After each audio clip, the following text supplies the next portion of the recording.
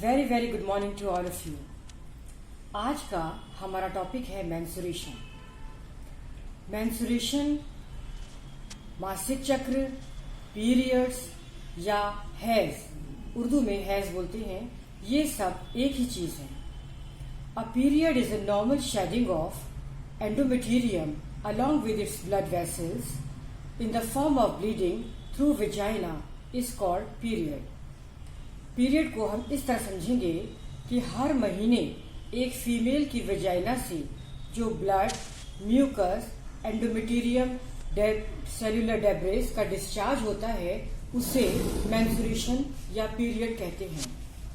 ये एक natural, normal, periodical process होता है जो रिप्रोडक्टिव सिस्टम और रिप्रोडक्टिव चेंजेस के लिए और फर्टिलिटी के लिए जरूरी होता है, और ये एक पार्ट होता है जिससे ये प्रूफ होता है कि अब मेंस्ट्रुएशन के बाद किसी भी फीमेल में एग का डेवलपमेंट, एग का फॉर्मेशन स्टार्ट हो गया है, उसका ओव्यूलेशन होना स्टार्ट हो गया है और वो फर्टिलिटी के लिए और प्रेगनेंसी के लिए रेडी हो सकती है।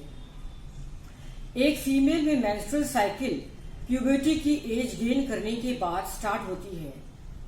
प्यूबर्टी उस पीरियड को कहते हैं जब किसी भी चाइल्डहुड से अडल्टहुड की तरफ शिफ्ट किया जाता है, यानी कि इसमें चेंजेस स्टार्ट हो जाते हैं, फिजिकल चेंजेस होते हैं। जैसे फीमेल की हम बात कर रहे हैं तो फीमेल में ब्रेस्ट का डेवलपमेंट स्टार्ट हो जाता है, उसकी हाइट इंक्रीज होने लगती है, प्यूबिक हेयर का आना और एक्सिलरी हेयर और मेंस्ट्रुएशन का स्टार्ट होना। मेंस्ट्रुएशन जो है ये फर्स्ट साइन ही होता है प्रेगनेंसी, मेंस्ट्रुएशन जो है प्यूबर्टी का फर्स्ट साइन होता है। मेंस्ट्रुएशन कोई बीमारी नहीं है, ये एक नॉर्मल नेचुरल साइन, एक अच्छी हेल्थ की इंडिकेशन होती है, एक अलामत होती है कि किसी भी फीमेल की एक हेल्थ अच्छी है, गुड हेल्थ का साइन है, इंडिकेशन है। जब सबसे पहले पीरियड स्टार्ट होता है तो उसे मिनार्की बोलते हैं। मिनार्की लाइफ का फर्स्ट मेंसेस होता है। जब किसी भी फीमेल में मेंसेस खत्म होने लगता है, यानी उसे मीनोपॉज कहते हैं, जो अप्रोक्सीमेटली एज 45 से 55 ईयर्स तक कभी भी हो सकता है। ये वेरी करता है patient to patient, person to person. जो रिप्रोडक्टिव एज होती है वो अप्रोक्सीमेटली 15 ईयर्स से 45 ईयर्स की एज होती है, जिससे ये प्रेगनेंसी के लिए चांसेस सबसे ज्यादा होते हैं। रिप्रोडक्टिव एज होती है, कंसीव करने के चांसेस मैक्सिमम इसी में होते हैं। मेंसेस की साइकिल 28 डेज की होती है और हर फीमेल में ये अलग अलग भी हो सकती है, यानी 21 से 35 डेज तक की मेंसेस की साइकिल हो सकती है, जो कि बिल्कुल नॉर्मल है और नेचुरल है। हर महीने जो मेंसेस होता है, मेंसेस का ब्लड लॉस जो होता है वो 30 ml से 80 ml तक होता है, लेकिन एवरेज की अगर हम बात करते हैं तो एवरेज ब्लड लॉस जो हर फीमेल में एक मेंसेस के दौरान होता है वो 35 ml तक होता है। अब बात करते हैं हम फीमेल रिप्रोडक्टिव सिस्टम की। फीमेल रिप्रोडक्टिव सिस्टम में मेन जो है वो 2 ओवरीज होती हैं, फैलोपियन ट्यूब्स होती हैं, vagina, uterus, cervix and fimbria. 2 ovaries जो होती हैं इसमें ऑल्टरनेट मंथ्स में एग का डेवलपमेंट होता है, यानी एक महीने अगर फॉर्मेशन या ओव्यूलेशन एक ओवरी से हो रहा है, एग जो है एक ओवरी से बन रहा है, तो नेक्स्ट मंथ वो दूसरी ओवरी से बनेगा।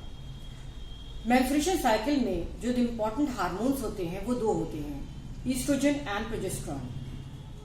प्रोजेस्टेरोन का जो मेन काम होता है वो यूट्रस की जो इनर लाइनिंग होती है उसमें इनर लाइनिंग को वो एंडोमेटेरियम को इम्प्लांट करता है, उसको मेंटेन करता है, उसको थिक करना शुरू कर देता है।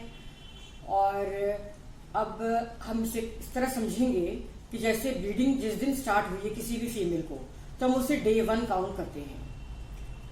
तो डे 1 से ब्लीडिंग स्टार्ट हुई है, अब 14th डे जब आता है तो उसको ओव्यूलेशन होता है, यानी 14 डेज में एग मेच्योर हो जाता है, ओवम मेच्योर हो जाता है और वो ओवरी के थ्रू रिलीज हो जाता है। यहाँ पे फिमरी का फंक्शन ये है कि वो उस ओवम को कैच कर लेती है और उससे फैलोपियन ट्यूब में जाके रिलीज कर देती है। जब ओवम फैलोपियन ट्यूब में आता है तो वह है पहली चीज ये कि अगर ओवम को 1 दिन या 2 दिन के अंदर अंदर स्पर्म मिल जाता है तो फर्टिलाइजेशन हो जाता है, यानी फ्यूज अगर ओवम और स्पर्म का हो गया, फ्यूज हो गया तो फर्टिलाइजेशन स्टार्ट हो जाता है। इन केस दूसरे ऑप्शन में दूसरी पॉसिबिलिटी ये होती है कि ओवम वहां पे पहुंचा फैलोपियन ट्यूब में, लेकिन उसे वहां पे कोई भी स्पर्म की अवेलेबिलिटी नहीं हुई, स्पर्म नहीं मिला है, तो वो 1 दिन या 2 दिन स्पर्म का वेट करता है और 2 दिन के बाद या 1 दिन के बाद ही वो ओवम डिग्रेड होना शुरू हो जाता है, यानी कि वो डेड होना शुरू हो जाता है। जब ओवम डेड होने लगता है तो वहां पे अब एक चीज ये आती है कि प्रोजेस्टेरॉन का फंक्शन डे बाय डे अब स्लो होने लगता है। हमने जैसे बात करी थी कि डे 1 ब्लीडिंग को हम डे 1 काउंट किया है, तो 14 डेज तक ओव्यूलेशन हुआ। 14 डेज के बाद हम इस 14 डेज के बाद अनदर 14 डेज को हम ऐड करेंगे इस साइकिल के प्रोसेस को पूरा करने के लिए। यानी ओव्यूलेशन के बाद के जो 14 डेज हैं इसमें प्रोजेस्टेरॉन का लेवल बिल्कुल कम होना शुरू हो जाता है और आखिर के 14 डेज में बिल्कुल डेड हो जाता है। डेड होने के बाद ये होता है कि एंडोमेटेरियम की जो लाइनिंग थी जो कि 10 mm थिक हो जाती है इसमें, और वो डेड होना शुरू हो जाती है, डेड हो जाती है 14 डे के बाद, यानी 28 डेज की जब साइकिल पूरी होती है एंडोमेटेरियम डेड हो जाती है और म्यूकस के साथ, डेड ओवम के साथ और म्यूकस मेम्ब्रेन के साथ ये रिलीज हो जाती है, जो ब्लीडिंग की शक्ल ले लेती है। 2 से 7 डेज तक ब्लीडिंग होती है और ये एक बिल्कुल नॉर्मल प्रोसेस होता है और मेंस्ट्रुएशन का। इसी साइकिल को मेंस्ट्रुएशन कहते हैं, जो हर महीने रिपीट होता है, यानी ब्लीडिंग होने के बाद से दोबारा से अगले महीने फिर जब ब्लीडिंग कंप्लीट हो जाती है फिर से एंडोमेटेरियम की फॉर्मेशन स्टार्ट हो जाती है, एंडोमेटेरियम बनना शुरू हो जाती है और इसी तरह प्रोजेस्टेरॉन इसको मेंटेन करता है। फिर इसी तरह की साइकिल चलती है, इसे ही मेंस्ट्रुएशन कहते हैं। अब मेंस्ट्रुएशन में काफी चीजों के मिथ्स आते हैं, मिस्टेक्स आती हैं, जो कि आमतौर पे फीमेल्स हमसे कंसर्न करती हैं, पूछती हैं। पहली चीज तो ये है कि एक क्वेश्चन उठता है कि डॉक्टर साहब हमको महीने में 2 बार पीरियड्स होते हैं, तो इसको इस तरह समझेंगे कि अगर किसी भी फीमेल को पीरियड्स 7 डेज होता है या 6 डेज पीरियड्स होता है तो उस मेंस्ट्रुअल फ्लो को 6 डेज हमने काउंट किया। अब 15 डेज के बाद अगर उसी फीमेल को मेंसेस दोबारा से स्टार्ट हो गया तो हम वो वाले 15 डेज और जो मेंस्ट्रुअल फ्लो हुआ था जिसमें उनकी ब्लीडिंग हो रही थी तो उन 7 डेज को भी काउंट करेंगे। तो जब 7 प्लस 15 डेज हमने काउंट किया तो ये 22 डेज हुए हैं, या 21, अगर 6 डेज भी होता है पीरियड्स किसी को तो वो 21 डेज होता है, यानी 6 प्लस 21 15, तो ये 21 डेज की एक साइकिल तैयार हो जाती है और इसी को रिपीटिशन होता है। तो ये किसी भी पेशेंट की 21 डेज की साइकिल होती है जो कि नॉर्मल है। तो ये जो पीरियड्स होती हैं ये किसी को 21 डेज भी होती हैं, किसी को 35 डेज होती हैं, एक नॉर्मल चीज है। फिर एक मिथ ये होता है कि डॉक्टर साहब इसमें ठंडी चीजें नहीं खानी चाहिए, कि ठंडी चीजें खाने से ब्लीडिंग रुक जाती है या कम हो जाती है, या अगर इसमें हम गर्म चीजें खाते हैं, गर्म चीजें नहीं खानी चाहिए, गर्म चीजें खाने से ब्लीडिंग ज्यादा होने लगती है। तो ये भी एक मिथ है, एक मिस्टेक है। ऐसा नहीं होता है कि गर्म चीजें, क्योंकि ये सारी चीजें खाने से नहीं बल्कि हार्मोन्स की वजह से काम करती हैं, इसमें हार्मोन्स का ही मेन फंक्शन होता है।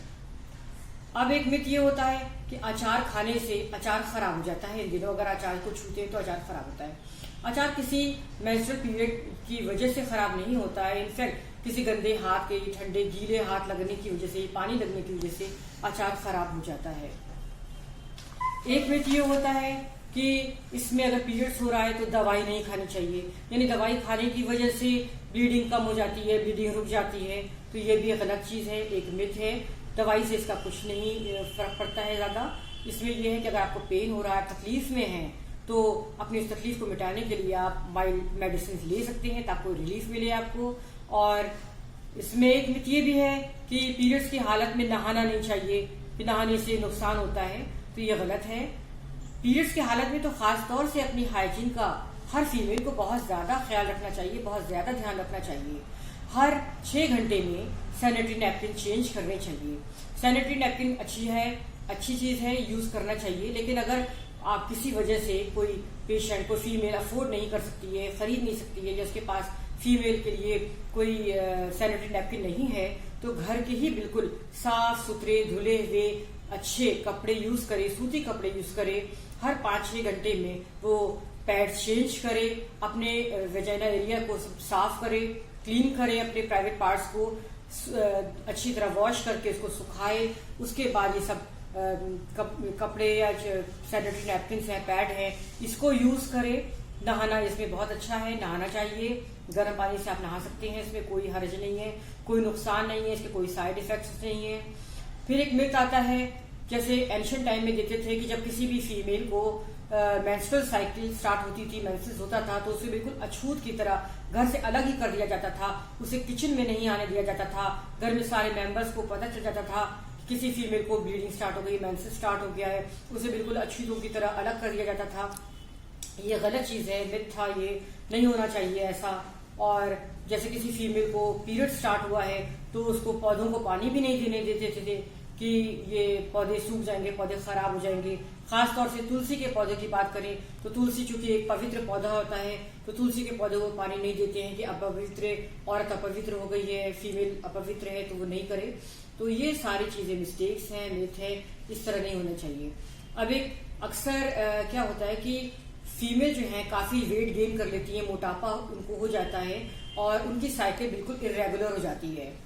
तो ये जो इरेगुलर साइकिल हो जाती है मोटापे की वजह से, वो एक्चुअली सेडेंटरी लाइफ जो आजकल की लड़कियां जी रही हैं इसकी वजह से भी होती है। उनका इतना वर्कआउट नहीं है, वो बाजार की चीजें खा रही हैं, ऑर्डर कर ले रही हैं और फैटी मीट्स बहुत ज्यादा यूज करती हैं वो लोग।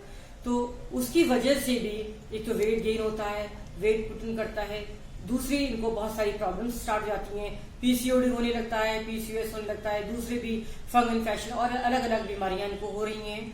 तो इसमें माइल्ड एक्सरसाइज भी करनी चाहिए, अपने खान पान का बहुत ज्यादा ध्यान रखना चाहिए और खान पान का ध्यान रखना चाहिए। ग्रीन लीफी वेजिटेबल्स लेने चाहिए, फ्रूट्स लेने चाहिए, जूस लेने चाहिए, दूध लेना चाहिए, जिससे कि इनका खून बने, आयरन कैल्शियम सब अच्छी क्वांटिटी में इनको लेना चाहिए और चेयरफुल रहना चाहिए।